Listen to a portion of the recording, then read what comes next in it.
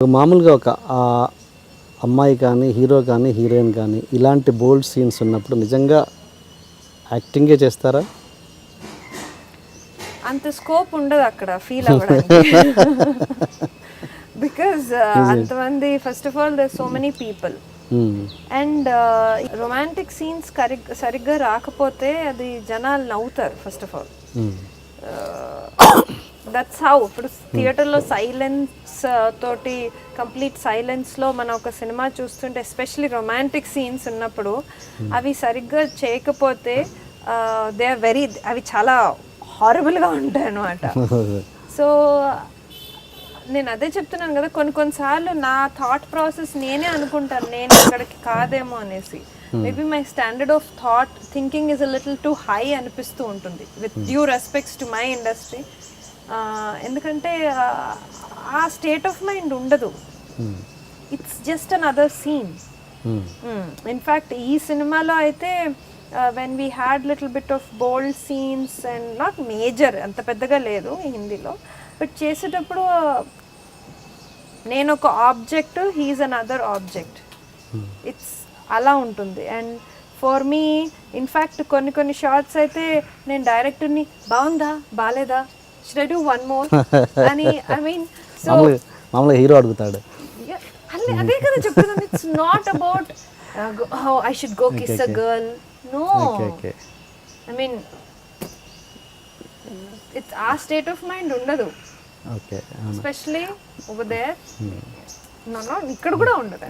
అంటే నేను ఎందుకు అడుగుతున్నానంటే, ఇప్పుడు కమలతో నా ప్రయాణం సినిమాలో చేశారు, ఏది బీచ్ ఆర్ రివర్ పక్కన, దాంట్లో చాలా బోల్డ్, దాంట్లో బోల్డ్ అంటే ఎట్లా అంటే కంప్లీట్ వెట్ క్లాత్లో ఒక అమ్మాయి అబ్బాయి ఒక వెట్ క్లాత్లో ఒక రొమాంటిక్ సీన్ చేసినప్పుడు ఈజ్ ఇట్ పాసిబుల్?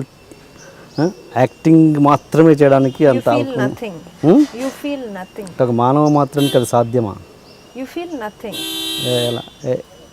అవునా? I feel nothing when you're acting. నేను చేశాను, నేను సినిమాలోనే చాలానే బోల్డ్ సీన్స్ చేశాను.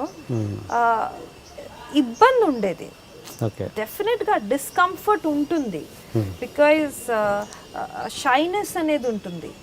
బట్ అలా just because somebody hugs you, you feel something, you don't, అలాంటి ఫీలింగ్స్ రావు. అలాంటి సిచ్యువేషన్స్లో అలా ఏమీ అనిపించదు కూడా, for that matter. So in fact Shivaji ఆయనతో వర్క్ చేసేటప్పుడు వీ యూస్ టు కంపోజ్, ఎందుకంటే ఒక షాట్లో ఓకే అవ్వాలి. అక్కడ ఇబ్బంది ఏంటి అంటే, అది మేము పబ్లిక్ ఉంటాం, ఓపెన్ ఏరియాస్లో ఆ బోల్డ్ సీన్స్ చేయాలి. ఎందుకంటే ఆ అమ్మాయి పాత్ర ఒక ప్రాస్టిట్యూట్ పాత్ర. సో ఒక ప్రాస్టిట్యూట్ అయ్యి నువ్వు ఒక ట్రెడిషనల్ అమ్మాయి లాగా చూపించాలి అంటే కుదరదు. సో ఒక ప్రాస్టిట్యూట్ పాత్ర అంటే దాంట్లో ఒక బోల్డ్నెస్ ఉండాలి, వల్గారిటీ ఉండకూడదు మళ్ళీ. సో అది మేము గోదావరి ఓపెన్ యూనో అక్కడ ఏరియాస్లో మేము షూట్ చేసేటప్పుడు వి యూస్ టు కంపోజ్, ఇలా ఉండాలి మూమెంట్, ఇలా ఇలా ఇలా ఇలా, okay one shot, okay we're going అలా. సో అన్ని most of all the bold scenes in కమలతో నా ప్రయాణం అన్నీ సింగిల్ టేక్లో ఓకే అయ్యాయి. ఓకే. సో మీరని కదా, ఎనీ ఆర్టిస్ట్కి అసలు అది జస్ట్ యాక్టింగ్ అన్నది ఒప్పుకోవచ్చా? It depends. ఎనీ ఆర్టిస్ట్ అది వేరు. నాకైతే ఏమీ ఫీలింగ్ కలగలేదు, because he's a married man. Married man ఉండకూడదు ఏంటి? Because I'm not married. So I want to, అంటే నాకు కూడా ఇఫ్ నేను ఎవరైనా ఇష్టపడి దెన్ అలాంటి రొమాంటిక్ సీన్స్ చేసేటప్పుడు I feel something, you know it's different, you know. But obviously mentally first emotionally connect అవ్వాలి కదా. So yeah, he's a married man, he will never be my man. So even if I get involved, I want that man to be my man కదా. So romance అన్నది my man my woman అనుకున్నప్పుడే అవుద్దని మీ feeling? నాకైతే అలానే ఉంది, నా state of mind అయితే అదే. So Shivaji he was very nice. He was nice that ఈ సీన్స్ చేసేటప్పుడు he used to be like, ఆయన అనేవాళ్ళు, అర్చన నాకు నీతోటి ఇలాంటి సీన్స్ ఎక్స్పీరియన్స్ చేయాలనేమీ లేదు, ఇలా హీస్ టు క్రాక్ జోక్స్ అనమాట. So I said okay then so one take మనం ఎలా చేయాలనుకుంటున్నాం కంపోజ్ చేసుకుందాం అని అంటే ఓకే అనేదాన్ని. So we's to compose, okay నేను ఇలా పడుకుంటాను, సో మీ మూమెంట్ ఇలా. So it was like literally compose చేసుకున్నాం, డాన్స్ మూమెంట్ కంపోజ్ చేసినట్టు చేసుకొని one take we gave it. Okay because he also was ఆయన అర్థం చేసుకున్నారు, అంతమంది పబ్లిక్ ఉన్నారు. ఫస్ట్ ఆఫ్ ఆల్ నాకు అక్కడ శారీని అలా యూనో తీయడమే డిస్కంఫర్ట్, బట్ అలాంటప్పుడు అవి కష్టమైన సీన్స్ ఎంతైనా, అవి టఫ్ సీన్స్ నిజంగా. నాకు ఒక ఆర్టిస్ట్గా జస్ట్ సినిమా యూనిట్ ఇప్పుడు ఫర్ ఎగ్జాంపుల్ ఈ హిందీ ఫిల్మ్ చేసేటప్పుడేమో జస్ట్ మొత్తం అంత గ్రీన్ మ్యాట్ మొత్తం ఇండోర్లో షార్ట్స్, సో అప్పుడు అది డిస్కంఫర్ట్ అనిపించలేదు. అండ్ సినిమా అట్మాస్ఫియర్ వేరండి. సినిమాలో లైట్ మెన్ ముందర మనం ఎంత గ్లామరస్ అవుట్ఫిట్ వేసి పర్ఫామ్ చేసినా అది డిస్కంఫర్ట్ అనిపించదు, ఎందుకంటే ఆ దృష్టే వేరు. జనాలు పబ్లిక్ ఏదైతే ఉంటుందో that is the problem.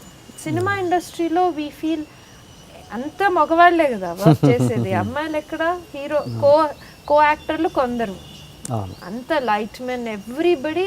We work in the midst of so many men. ఆ కంఫర్ట్ అయితే సినిమా ఇండస్ట్రీలో ఉంది, I won't deny that. Okay, మన కమలతో నా ప్రయాణం టాపిక్ వచ్చాం కాబట్టి అసలు ఏంటి ఆ సినిమా చూద్దామన్నా యూట్యూబ్లో లేదు, కనీసం థియేటర్లో ఎట్లాగో నోచుకోలేదు, కనీసం యూట్యూబ్లో చూద్దామన్నా లేదేంటి? అదే నాకు నేను ఏదైతే చాలా మంచి సినిమాలు అనుకుంటానో అవి ఇలా అవుతున్నాయి అనమాట. ఏదో ప్రొడ్యూసర్ వాళ్ళకి ఏదో డిస్టర్బెన్స్ వచ్చింది, అది మొత్తం స్టోరీ నాకు తెలీదు. ఆ సినిమా రిలీజ్ అయింది 1 వీక్ అప్పుడు మంచిగా వచ్చింది టాక్, సినిమా ఓకే బాగుంది అర్చన, 1 వీక్ 2 వీక్స్ అది ఇంకొంచెం థియేటర్లో ఎక్స్టెండ్ చేయాలి అంటే థియేటర్స్ లేవు. అండ్ ప్రొడ్యూసర్ హ్యాస్ సమ్ అదేదో డిఫరెన్సెస్ విత్ ఎక్కడైతే సినిమా పెట్టారో ల్యాబ్ వాళ్ళు, సో ఆ సినిమా ఆన్లైన్ రిలీజ్ చేయలేదు. సో ఆ డిస్టర్బెన్స్ జరిగింది. అద్భుతమైన సినిమా ఒక సినిమా నేను గర్వంగా చెప్పుకుంటాను. శాటిలైట్ కూడా ఇవ్వలేదు, అది శాటిలైట్ కూడా ఇవ్వలేదు. నేను నా సైడ్ నుంచి కూడా మాట్లాడాను. So producer is a new producer, film ఇండస్ట్రీకి కొత్త అతను. సో ఆయన ఆ సినిమాని అది ఏదో డిస్టర్బెన్స్ వచ్చింది, ల్యాబ్లో ఉంచేసారో, అది దెర్ ఇస్ సమ్ స్టోరీ, అది నాకు ఎగ్జాక్ట్గా తెలీదు. ఓకే, సో నేను బాంబేలో చూపించడానికి సెకండ్ హాఫ్ అడిగితే నాకు ఇచ్చారు. ఓకే యా, సో నేను కూడా కొన్నిసార్లు పైరేటెడ్ కాపీస్ ఉంటాయేమో వెతుకుదాం ఆన్లైన్ అనుకుంటాను. It's a good film. అయితే సెకండ్ హాఫ్ నేను చూస్తాను మీ దగ్గర. Second half main film actually. And ఆ సినిమా విషయంలో, కమలతో నా ప్రయాణం సినిమా విషయంలో, ప్రమోషన్ విషయంలో కూడా మీకు ఇండస్ట్రీ ఏమి అసలు హెల్ప్ చేయలేదని మీరు, అది కూడా మీ బాధ మీ మనసులో ఉండిపోయింది. అదే కదా, దట్స్ వాట్ ఐమ్ సీయింగ్. నేను ప్రిసైజ్గా కట్ షార్ట్ చేసి చెప్తే అన్నీ ఉన్నాయి మనకి. ఒక ఎగ్జాంపుల్ ఇస్తాను. మంచి ఇల్లు ఉంది, మంచి పేరెంట్స్ ఉన్నారు, కానీ వార్మ్త్ లేదు, ఎఫెక్షన్ లేదు. ఎలా ఉంటుంది మనిషి? That is what is experienced by me. అంటే ఒక నెగ్లెక్టెడ్ చైల్డ్ అంటారు చూడు, ఐఎమ్ దేర్ చైల్డ్ అగైన్. మన అమ్మాయి అని ఇండస్ట్రీలో ప్రతి వాళ్ళు అంటారు, ఎక్కడికి వెళ్ళినా చాలా బాగా మాట్లాడతారు, చాలా వామ్గా మాట్లాడతారు. అర్చన మన అమ్మాయి. అండ్ నిజం చెప్పాలి అంటే ఈ మన తెలుగు ఇండస్ట్రీలో బయట నుంచి ఎంతోమంది వస్తారు, చాలా స్ట్రగుల్ అవుతారు, కొన్ని సినిమాలు చేస్తారు, వెళ్ళిపోతారు.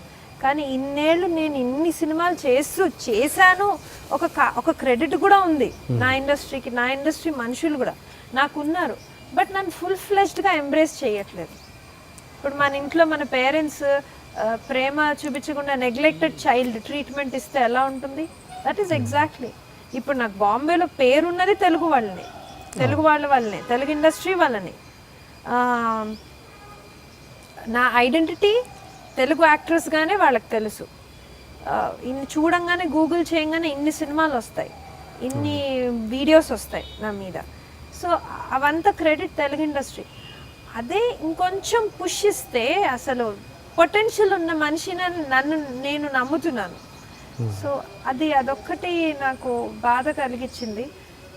అది ఎప్పుడు అనిపించింది అంటే కమలతో నా ప్రయాణం మంచి సినిమా, నేను కొందరిని చిన్న చిన్న వీడియో బైట్స్ ఇవ్వండి. ఎందుకంటే నా ఫ్యాన్ పేజ్ చాలా బాగుందన్నమాట ఫేస్బుక్లో చాలా. సో నేను పర్సనల్గా నాకు మీడియా నుంచి చాలా మంచి సపోర్ట్. అగైన్ నేను పర్సనల్గా ఫోన్ చేసి ఒక ప్రొడ్యూసర్ లాగా నేను పర్సనల్గా ఫోన్లు చేసి ఇది ప్రమోట్ చేయండి అది అంటే నాకు డెఫినెట్గా పక్క మీడియా నుంచి వచ్చింది. బట్ ఇండస్ట్రీలో పెద్దవాళ్ళు నాకు కొందరు ఇచ్చిండుంటే ఆ వీడియో బైట్స్ అది నాకు చాలా హెల్ప్ఫుల్ అయ్యేది. It would have helped me theatres పరంగా కానివ్వండి.